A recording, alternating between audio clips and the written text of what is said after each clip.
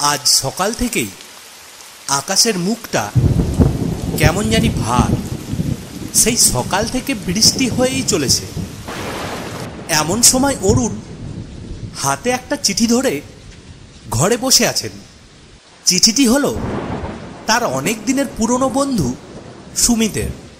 চিঠিতে সুমিত তার গ্রামের বাড়ির কথা উল্লেখ করেছে। গ্রামটি ছিল তার পূর্বপুরুষদের বসতি স্থান, যেখানে তাদের আছে একটি বিশাল জমিদার বাড়ি। চিঠিতে সুমিত: অরুণ, তোর ছবি আঁকার প্রতিভা আমি জানি। তুই যেরকম অদ্ভুত জায়গাগুলিতে ছবি আঁকতে পছন্দ করিস, আমাদের জমিদার বাড়ি ঠিক সেই রকম। এই বাড়ির গায়ে লেগে আছে বহু পুরানো ইতিহাস, কিছু সুখের আর কিছু দুঃখের। কিন্তু সবচেয়ে বড় কথা হলো, এই বাড়ি সম্পর্কে আমাদের গ্রামে বহু অলৌকিক গল্প প্রচলিত রয়েছে। তুই যদি এই বাড়ির ছবি আঁকতে চাস, তাহলে আমি নিশ্চিত যে তুই কিছু অসাধারণ সৃষ্টি করতে পারবি। যদি ইচ্ছে থাকে তাহলে একবার আয়। চিঠির প্রতিটি শব্দ যেন অরুণকে টানতে লাগলো। তিনি রহস্যময় স্থানগুলোতে ছবি আঁকতে বেশ পছন্দ করতেন। তাই সুমিতের চিঠিতে বর্ণিত জমিদার বাড়ির প্রতি তার কৌতূহল বেড়ে যায়। তাই তিনি সিদ্ধান্ত নেন তিনি সেখানে যাবেন। পরের দিন সকালে অরুণ তার প্রয়োজনীয় জিনিসপত্র নিয়ে রওনা দিলেন সুমিতের গ্রামের উদ্দেশ্যে। গ্রামের নাম ছিল চন্দননগর, যা তার শহর থেকে বেশ দূরে।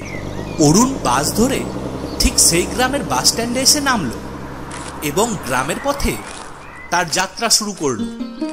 যাত্রাপথে প্রাকৃতিক সৌন্দর্য উপভোগ করতে করতে তার মন যেন এক অজানা রোমাঞ্চে ভরে উঠল।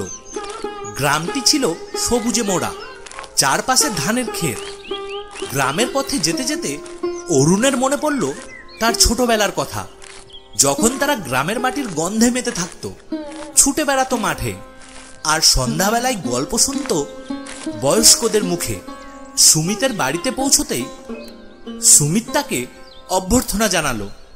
দুই বন্ধুর দীর্ঘদিন পর দেখা হয়েছে, তাই তারা কিছুক্ষণ পুরনো দিনের কথা বলল, একসাথে চাও খেলো। বুঝলি অরুণ, জমিদার বাড়িটি এখনো পরিত্যক্ত, কারণ বাড়ির শেষ জমিদার বেশ কিছু বছর আগে মারা গিয়েছিলেন। সেই সময় থেকেই বাড়িটি ফাঁকা পড়ে আছে। কিন্তু গ্রামে এখনো সেই বাড়ি সম্পর্কে বিভিন্ন গুজব এবং ভয়ের গল্প চালু রয়েছে। আমি নিজেও বহুবার সেই বাড়ি সম্পর্কে নানা কাহিনী শুনেছি, তবে আমি এইসব গুজবে তেমন বিশ্বাস করি না। আরে এইসব গুজব আর ভয়ের গল্পই তো আমাকে টানে সুমিত। আমি সেই বাড়ির ছবি আঁকতে চাই। এই অভিজ্ঞতা আমার শিল্পে নতুন কিছু যোগ করবে। অরুণ, বাড়ির পরিবেশ কিন্তু খুব অদ্ভুত। আমি সেখানে আগে কখনো ঢুকিনি। তবে তুই যদি সত্যিই সেখানে যেতে চাস, তাহলে আমি মাধবকে তোর সঙ্গে পাঠাবো। সে অনেকদিন ধরে বাড়িটির পাহারাদার হিসাবে কাজ করছে। সুমিতের কথা শুনে অরুণ মাথা নেড়ে সম্মতি দিলেন। তারা মাধবের সাথে দেখা করতে জমিদার বাড়ির দিকে রওনা দিলেন। গ্রামের শেষ প্রান্তে বড় বড় গাছের আড়ালে জমিদার বাড়িটি অবস্থিত। বাড়িটি দেখে অরুণ অবাক হয়ে গেল। বাড়িটির গঠন প্রাচীন, বিশাল বিশাল পিলার, ভাঙাচোরা দেওয়াল আর দৃষ্টিনন্দন নকশা করা জানালা। সবকিছু মিলিয়ে বাড়িটি যেন অতীতের এক স্থির সাক্ষী হয়ে দাঁড়িয়ে আছে। ঠিক সেই সময়ে সেই জমিদার বাড়ি থেকে একজন মাঝবয়স্ক লোক বাইরে এলো। এই যে মাধবদা, আপনার কাছে এসেছিলাম। এ আমার বন্ধু অরুণ, একজন বড় শিল্পী। সে এই জমিদার বাড়ির ছবি আঁকতে চায়। আপনি ওনাকে বাড়ির ভিতরে নিয়ে যান। মাধব কিছুক্ষণ চুপ করে থাকার পর বলল, বাড়িটি অনেক বছর ধরে পরিত্যক্ত, খুব কম মানুষই এখানে আসে। তবে আপনি যদি সত্যি ছবি আঁকতে চান, তাহলে আসুন, আমি আপনাকে বাড়ির ভেতর নিয়ে যাব। তবে সাবধানে থাকবেন। অরুণের মনে রহস্য এবং উত্তেজনার মিশ্রণ ফুটে উঠল। তিনি মাধবের সাথে বাড়িতে প্রবেশ করলেন, আর সুমিত তার নিজের বাড়িতে ফিরে গেলেন। অরুণের জমিদার বাড়ির মধ্যে পা রাখতেই মনে হলো যেন সে সময়ের এক অন্য জগতে প্রবেশ করেছেন। বাইরে থেকে জমিদার বাড়িটি ছিল যেমন বিশাল, ভেতর থেকেও ঠিক সেরকমটাই ছিল। আর এই সব কিছু মিলিয়ে বাড়িটির ভেতরের পরিবেশ এক অদ্ভুত নিস্তব্ধতায় ভরা ছিল। মাধব তখন সেই জমিদার বাড়ির প্রধান কক্ষের দরজা খুলে দিল এবং তিনারা দুইজনেই সেই কক্ষে প্রবেশ করল। ঘরের ভেতর ঢুকে অরুণের চোখে পড়ল ঘরের এক কোণায় একটি বিশাল জানালা, যেখান থেকে মৃদু আলো প্রবেশ করছিল। আর সেই জানালার পাশেই ছিল একটি ক্যানভাস স্ট্যান্ড, যা দেখে মনে হচ্ছে অনেক দিনের পুরনো। আর সেই স্ট্যান্ডের উপরের দেওয়ালে একটি ছবি ঝুলছে, যেই ছবিটি এক মহিলার। ছবিটির মুখশ্রীতে অদ্ভুত বিষণ্ণতা ফুটে উঠেছে। অরুণ ছবিটির দিকে মনোযোগ দিয়ে তাকালেন। তিনি লক্ষ্য করেন সেই ছবিটির ঠিক পেছনে একটা কাগজ রয়েছে। সে কিছুটা এগিয়ে গিয়ে সেই কাগজটিকে সেই ছবির পেছন থেকে বের করেন, আর তিনি দেখেন সেটি একটি চিঠি। তিনি সেই চিঠিটিকে খুলে ফেলেন, তারপরে পড়তে শুরু করেন। প্রিয়তম প্রজ্ঞা, তোমার শিল্পী স্বভাব আমাকে মুগ্ধ করত, কিন্তু তোমার ছবি আঁকার নেশা আমাদের সম্পর্কের মধ্যে দূরত্ব তৈরি করেছিল। আমি দুঃখিত যে একদিন তোমার উপর আমার রাগের নিয়ন্ত্রণ হারিয়ে ফেলেছিলাম। যদি তোমার আত্মা আমাকে ক্ষমা করে তাহলেই আমি শান্তি পাব। ইতি তোমার অভিশপ্ত অশোক। অরুণ চিঠিটি পড়ে হতবাক হয়ে যান। আপনি কি প্রজ্ঞা দেবীর চিঠি খুঁজে পেয়েছেন নাকি? আমি ছোটবেলায় তার সম্পর্কে অনেক গল্প শুনেছি, কিন্তু কেউ সত্যিটা জানতো না তার কি হয়েছিল।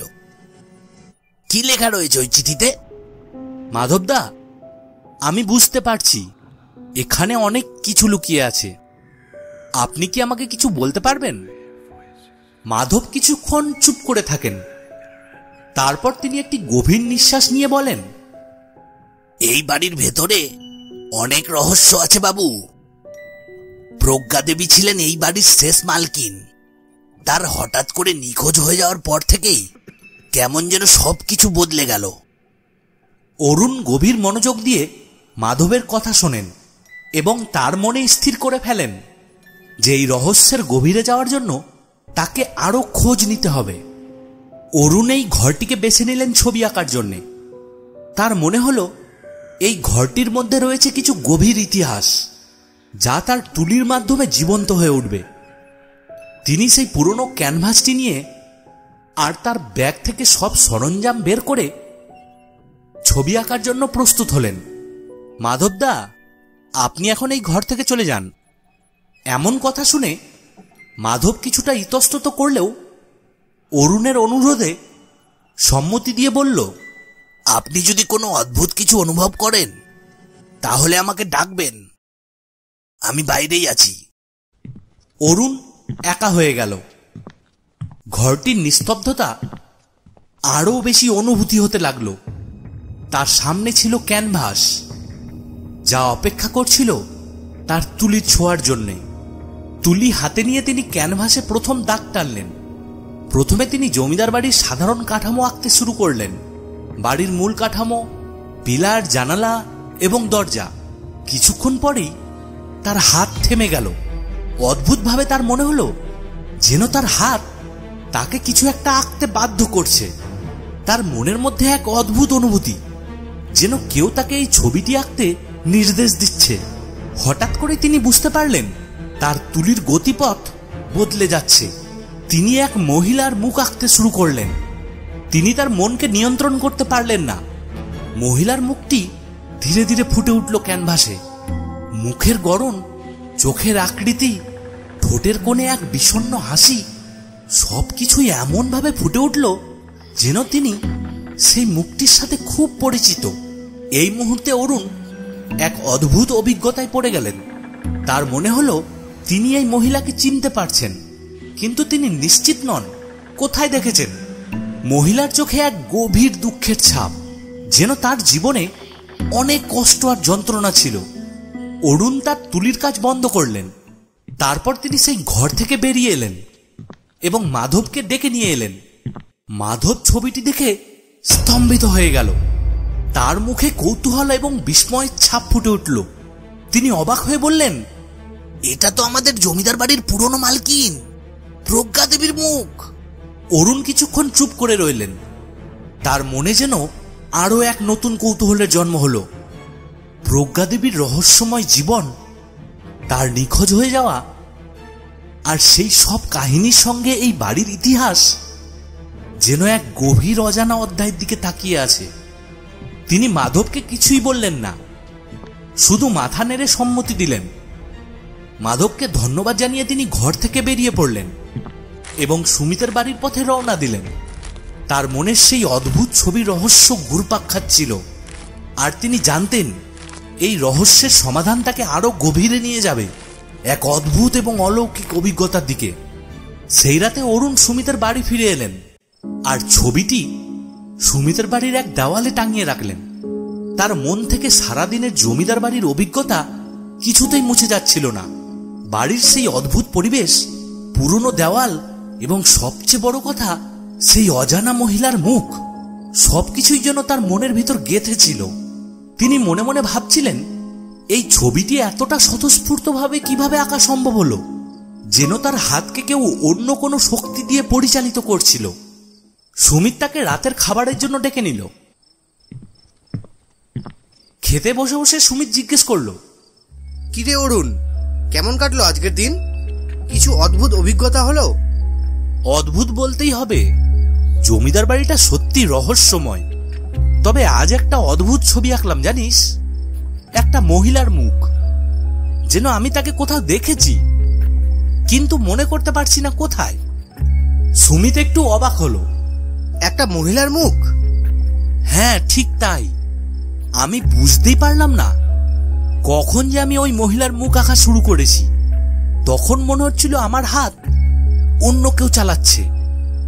ক্যানভাসে ছবি নিজে থেকেই ফুটে উঠলো? এটা তো খুব অদ্ভুত ব্যাপার বন্ধু। এই জমিদার বাড়ির অনেক পুরনো ইতিহাস আছে, অনেক গল্পও শোনা যায়, কিন্তু সেগুলো কতটা সত্যি ঠিক বলা মুশকিল। অরুণ চিন্তায় পড়ে গেলেন। সত্যি এই ছবির রহস্য তাকে ভাবিয়ে তুলেছিল। তবে তিনি নিজের মনকে শান্ত করে সুমিতের সঙ্গে রাত্রে শুয়ে পড়লেন। কিন্তু রাতের নিস্তব্ধতা তাকে এক অদ্ভুত অস্বস্তির মধ্যে ফেলতে লাগলো। মাঝরাতে হঠাৎ করেই অরুণ ঘুম থেকে জেগে উঠলেন। তার মনে হলো ঘরের মধ্যে কেউ যেন হাঁটছে। প্রথমে তিনি ভাবলেন হয়তো সুমিত উঠে গেছে, কিন্তু সুমিত তখনও গভীর ঘুমে আচ্ছন্ন ছিল। ঘরটি সম্পূর্ণ অন্ধকার, শুধু জানলার বাইরে থেকে আসা মৃদু চাঁদের আলো ঘরটিকে একটু আলোকিত করছিল।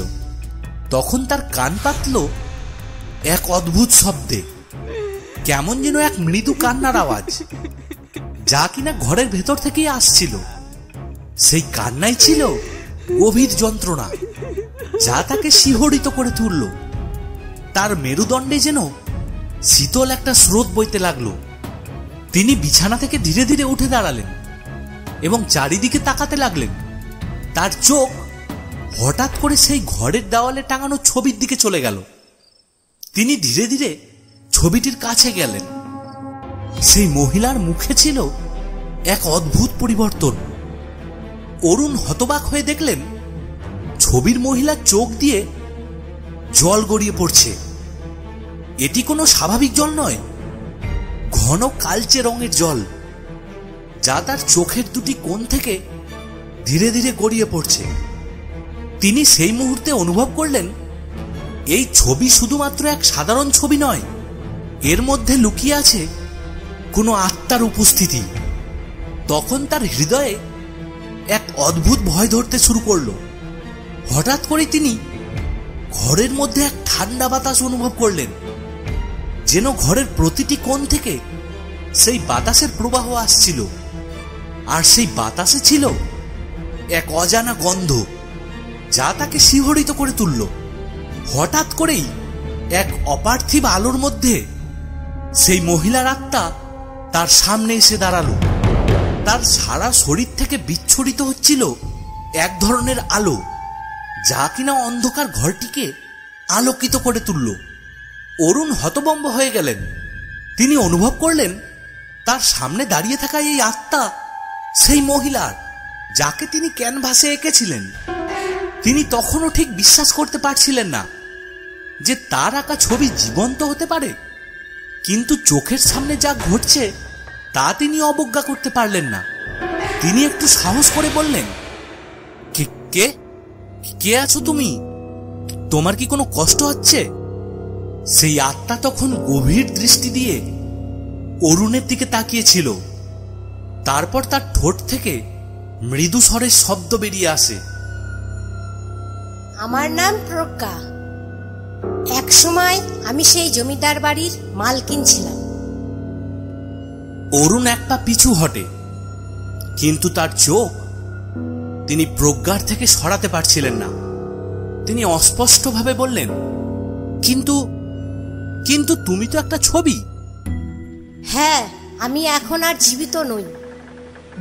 আমার আত্মা ওখানে আটকে আছে, কারণ আমার জীবনের শেষটা অত্যন্ত কষ্টদায়ক ছিল। আমি চিত্রশিল্পী ছিলাম, যেমন তুমি। আমার ছবি আঁকার প্রতি প্রচণ্ড আকর্ষণ ছিল, যা আমাকে আমার সংসারের দায়িত্ব থেকে দূরে সরিয়ে নিয়ে গিয়েছিল। আমার স্বামী আমাকে অনেক ভালোবাসতেন, কিন্তু আমার ছবি আঁকার প্রতি এই আসক্তি আমাদের সংসারে অশান্তির জন্ম দিয়েছিল। অরুণ ভীত স্বরে বললেন, তাহলে কি ঘটল? তুমি কি এই কারণে মারা গিয়েছিলে? হ্যাঁ, একদিন আমাদের মধ্যে বড় ঝগড়া হয়েছিল। সেই দিন আমার স্বামী রাগের বশে আমাকে একটি চড় মারেন। সেই চড়ের আঘাতে আমি মেঝেতে পড়ে যাই এবং আমার মাথায় আঘাত লাগে, আর সেই আঘাতেই আমি মারা যাই। আমার স্বামী আমাকে ভীষণ ভালোবাসতেন, কিন্তু এই ঘটনার পর তিনি ভীষণ আত্মগ্লানিতে ভুগতে লাগলেন। আমার দেহটিকে তিনি কাউকে না জানিয়ে পাশের আমবাগানে নিয়ে গিয়ে কবর দেন। তিনি ভেবেছিলেন এইভাবে হয়তো আমি শান্তি পাব, কিন্তু আমার সঠিকভাবে শেষকৃত্য সম্পন্ন না হওয়ায় আমার আত্মা এই পৃথিবী ছেড়ে যেতে পারেনি। তুমি আমাকে মুক্তি দিতে পারো। এসব শুনে অরুণের গলা কেঁপে ওঠে। তুমি যদি আমার দেহের সঠিক শেষকৃত্য সম্পন্ন করো, তাহলেই আমি এই পৃথিবী থেকে মুক্তি পাব। অনেক বছর ধরে আমি এই অপেক্ষায় আছি। তুমি যখন আমার ছবি এঁকেছিলে, তখন আমি তোমার সঙ্গে সংযোগ স্থাপন করতে পেরেছি। আমি কিভাবে তোমাকে মুক্তি দিব? তুমি জমিদার বাড়ির সেই আমবাগানে যাবে, সেখানেই আমার কবর রয়েছে। তোমাকে সেখানেই আমার দেহের শেষকৃত্য সম্পন্ন করতে হবে। তখনই আমি চির শান্তি পাব, আর আমার আত্মা মুক্তি পাবে। অরুণ নিজের মনকে স্থির করেন। তিনি সাহস করে বলেন, আমি মাধবকে নিয়ে তোমার কবর খুঁজে বের করব। তারপরে প্রজ্ঞার আত্মা ধীরে ধীরে অদৃশ্য হয়ে গেল। ঘরের আলো আবার স্বাভাবিক হয়ে উঠল। অরুণের মন থেকে ভয়ের ছায়া কিছুটা কেটে গেল, তবে এক অদ্ভুত দায়িত্ববোধ তার মনকে গ্রাস করল। তিনি জানতেন এই দায়িত্ব তাকে পরের দিন পূর্ণ করতেই হবে। পরের দিন বেশ অস্থিরতার মধ্যে কাটালেন অরুণ। যদিও তিনি মাধবের সাথে কথা বলে প্রজ্ঞার আত্মাকে মুক্তি দেওয়ার পরিকল্পনা করে এসেছিলেন, তবুও তার মনে এক ধরনের ভয় আর উদ্বেগ কাজ করছিল। এরপরে সন্ধ্যা নেমে আসে। অরুণ তার সমস্ত সাহস জড়ো করে সিদ্ধান্ত নিলেন যে আজ রাতেই কাজটি সম্পন্ন করতে হবে।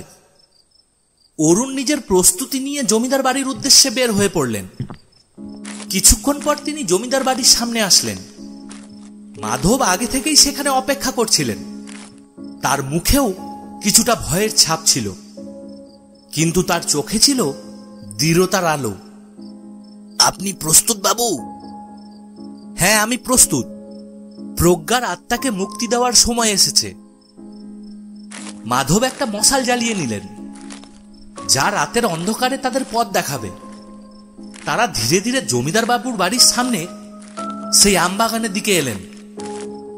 অন্ধকারের মধ্যে কেবল মশালের আলোয় তাদের পথ দেখা যাচ্ছিল, আর মশালের আলোয় গাছের ছায়াগুলো যেন কোনো অশুভ আত্মার মতো নাচতে লাগলো। অবশেষে তারা সেই পুরনো কবরের সামনে এসে পৌঁছলেন। মাধব মশালের আলোতে কবরটি ভালোভাবে দেখতে লাগলেন। তারপর তিনি এক গভীর শ্বাস নিয়ে বললেন, এই হলো সেই জায়গা বাবু, এইখানে আমাদের কাজ শেষ করতে হবে। তারপর তারা দুইজনে মিলে মাটি খোঁড়া শুরু করলেন। মাটি ছিল কঠিন, তবুও তাদের মনে এক দৃঢ় সংকল্প ছিল যা তাদের কাজ চালিয়ে যেতে শক্তি দিচ্ছিল। এক সময় শাবল দিয়ে মাটি খুঁড়তে খুঁড়তে কাঠের বক্সের মতো তারা কিছু একটা দেখতে পেল। অরুণ উত্তেজিত গলায় বলল, মাধবদা, আমরা পৌঁছে গেছি। তারা ধীরে ধীরে মাটি সরিয়ে কাঠের পুরনো কফিনটি পুরোপুরি তুলে আনলেন। কফিনটির উপরে প্রচুর ধুলো জড়িয়েছিল। এখন আমরা কি করব বাবু? আমাদেরকে এখন এটিকে পুড়িয়ে দিতে হবে যাতে প্রজ্ঞার আত্মা মুক্তি পায়।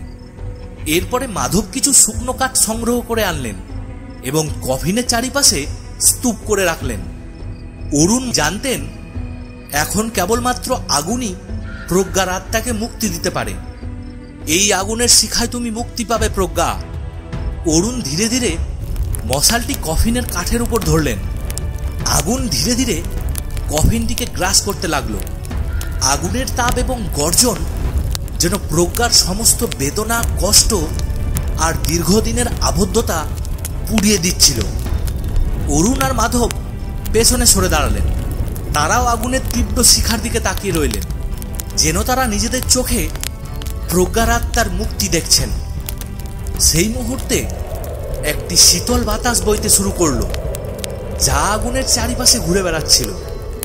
আর তাদের মনে হলো প্রজ্ঞার আত্মা যেন ধীরে ধীরে মুক্তি পাচ্ছে এবং শেষবারের মতো তাদেরকে ধন্যবাদ জানিয়ে বিদায় নিচ্ছে। শেষ পর্যন্ত আগুনটি নিভে এলো। কফিনটি আর কিছুই ছিল না, কেবলমাত্র কিছু ছাই যা প্রজ্ঞার আত্মার চির মুক্তির প্রতীক হয়ে রইল।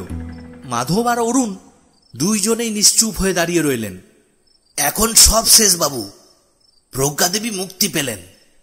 অরুণের মুখে এক ধরনের প্রশান্তি ফুটে উঠল। হ্যাঁ মাধবদা, আমরা আমাদের কাজ সম্পন্ন করেছি। তারপরে তারা দুজনে ধীরে ধীরে সেই জায়গা থেকে ফিরে চললেন। রাতের অন্ধকার এখনো গভীর ছিল, কিন্তু তাদের মনে হচ্ছিল এক অন্যরকম আলোর স্পর্শ, যেন প্রজ্ঞার আত্মার শান্তি তাদের মনকেও ভালো করে দিয়েছে। সেই রাতের সেই ঘটনার পর অরুণ আর মাধবের জীবনে অনেক কিছু বদলে গেল। তারা দুজনেই জানতেন তারা একটি মহৎ কাজ সম্পন্ন করেছেন। প্রজ্ঞার আত্মার মুক্তি তাদের নিজেদের জীবনকেও এক নতুন অর্থ দিয়েছে। অরুণ আর কখনোই সেই জমিদার বাড়িতে ফিরে যাননি, কিন্তু তার হৃদয়ে সেই রাতের স্মৃতি চিরকাল বেঁচে রইল।